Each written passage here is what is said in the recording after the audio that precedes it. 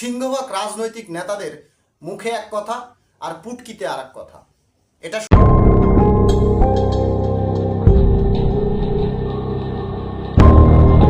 আসসালামু আলাইকুম বন্ধুরা, দেশ ও দেশের বাইরে থেকে যারা ভিডিওটি দেখছেন সবাইকে জানাই আন্তরিক শুভেচ্ছা ও অভিনন্দন এবং সালাম। আসসালামু আলাইকুম।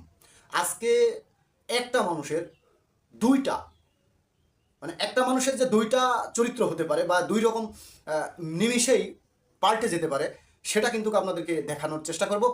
সেটা এখন দেখাতে যাচ্ছি। তো বন্ধুরা দেখতে থাকুন। যদি জনগণ হ্যাঁ বলে তাহলে সেই পার্লামেন্ট, সেই নির্বাচিত সংসদের প্রত্যেকটা সংসদ সদস্য আইনানুগভাবে ম্যান্ডেট প্রাপ্ত হবে এই সনদ বাস্তবায়নের জন্য। তারা বাধ্য থাকবে সেই সনদ বাস্তবায়নের জন্য। সুন্দর কথা, কিন্তু ভোটের পরে যে সরকার গঠনের পরে পার্লামেন্টে যাওয়ার আগে বা পরে তিনি আবার কি বলছেন সেটা একটু দেখি।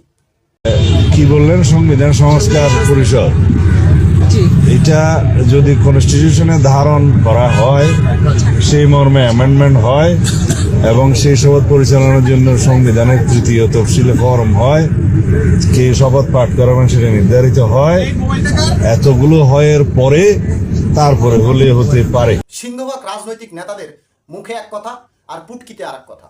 এটা শুধু ইনার ক্ষেত্রে না, এমন নজির বাংলাদেশের প্রেক্ষাপটে অহরহ আছে।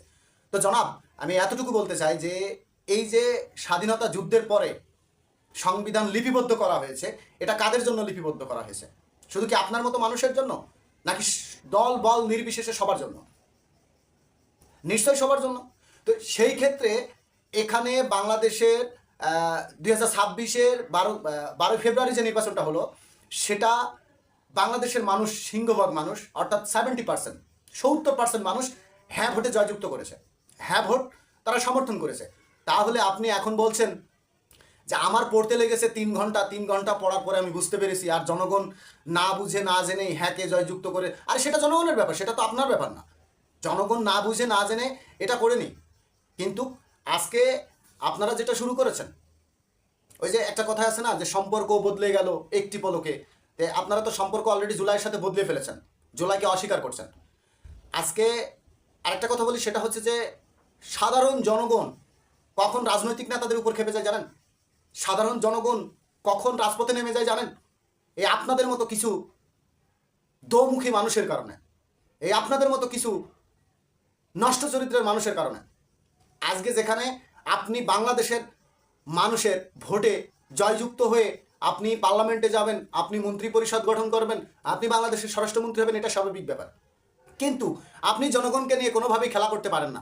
আপনি জনগণকে নিয়ে কোনোভাবেই বুড়ি আঙুল দেখাতে পারেন না। এটা হচ্ছে আপনার ব্যর্থতা। এটা হচ্ছে আপনাদের কি বলবো, যে এটা হচ্ছে আপনাদের ইচ্ছাকৃত একটা পরিকল্পনা। তো আপনারা যেটা করতে যাচ্ছেন না, অলরেডি প্রবাসী ভাইয়েরা রেমিটেন্স বন্ধ করে দিয়েছে। দেশ চলবে, দেখেন কিভাবে দেশ চলে, আমরাও দেখতে থাকবো। তো আমরা শেষ পর্যন্ত দেখবো যে আসলে আপনারা 5 বছর টিকতে পারেন কিনা। তো এই বলে আজকের মতো বিদায় নিচ্ছি, এবং যে যেখান থেকে ভিডিওটি দেখছেন অবশ্যই কমেন্ট বক্সে আপনার মতামতটা জানিয়ে যাবেন। ভালো থাকবেন, সুস্থ থাকবেন। আল্লাহ হাফেজ।